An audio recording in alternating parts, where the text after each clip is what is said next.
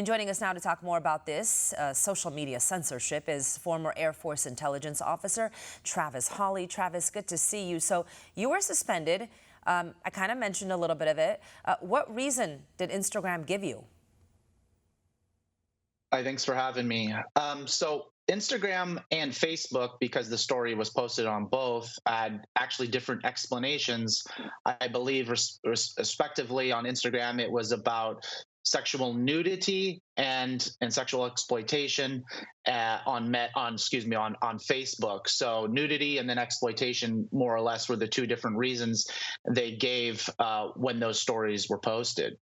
So if we look at this objectively, right, this is a video of a young woman's back and thighs, nothing new for a platform like Instagram, but it does show a woman in distress. And so in Meta's own words, they are essentially admitting that these terrorists were committing rape and sexual violence. So then why not let the world know what happened?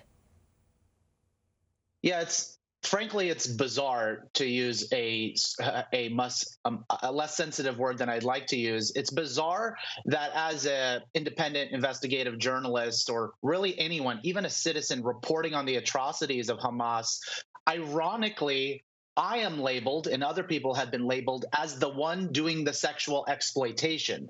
So by reporting on these atrocities, we are now being accused of participating in them or promoting them in some kind of sick alternate reality we're living in now. So this is what really bothers me.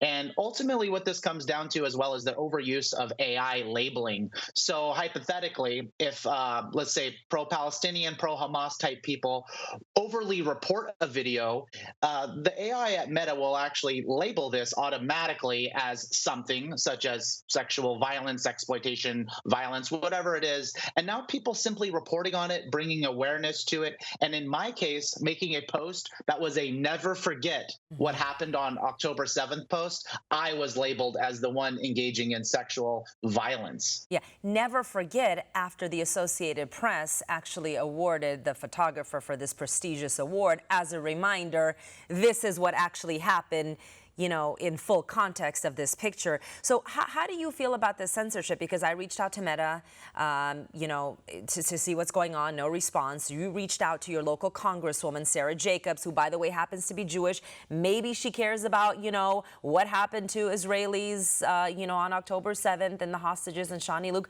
but no response. It's appalling because, first of all, if we speak about my own congresswoman, these are elected officials. They should be here to stand up for us, and they should also be willing and able to stand up for us when it comes to big tech and censorship.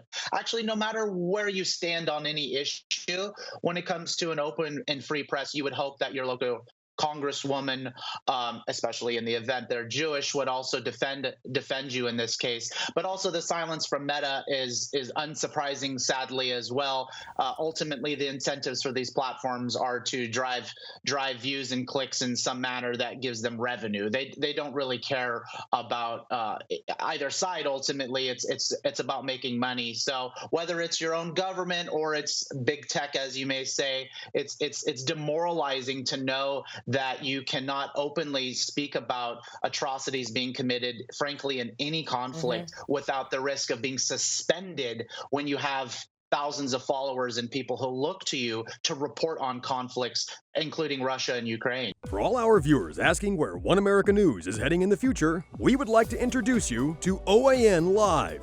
OAN Live is the best way to stay up to date on all of the hard-hitting, straight-shooting, national and international headlines. And the best part is, OAN Live is only $4.99 per month. All the credible, honest, unbiased reporting One America News offers at a fraction of the cost of cable. Just go to OANN.com to easily sign up for OAN Live and stay informed.